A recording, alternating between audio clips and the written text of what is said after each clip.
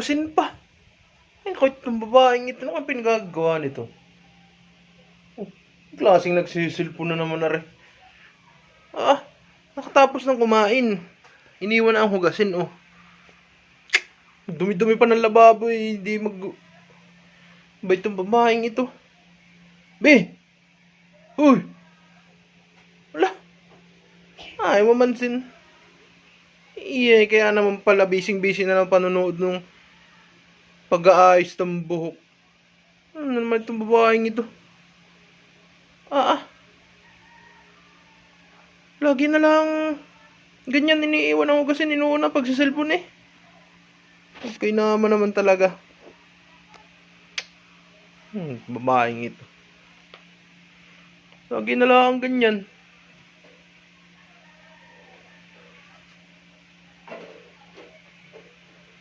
Uy! Aba, maghugas ka na dito. Aba. Ay, tamo ka nga naman. Hindi ako talaga pinapansin.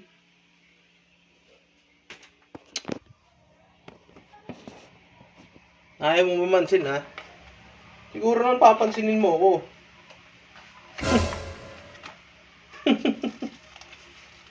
Ayaw mo mamansin, ha? Hindi natin ito dito. Siguro naman, eh. Tamad, eh. Pinagkainan na, ayaw pang hugasan, eh. Ayan. Siguro naman sapat na yan para dyan, oh. Uy, be. Uy, ba ito? Nagbibingi-bingi yan, parang wala naririnig. Uy, yung hugasin mo. Kanina pa nag-aantay sa iyo, oh. Okay naman itong tao ito. Patatagalin mo na naman hanggang gabi yung hugasan, eh. Iniipis tayo dito, eh. Ay naman ka, eh.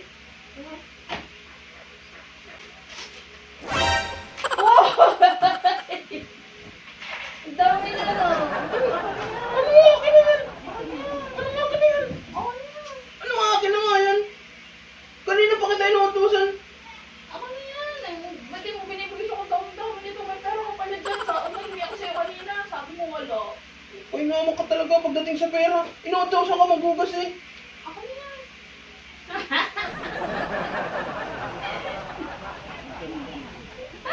Kaya naman ito. Kaya naman ka, eh. Maghugas na ako. Maghugas na ako. Maghugas ka na nga. Kanina pa kita inuutusan. Thank you.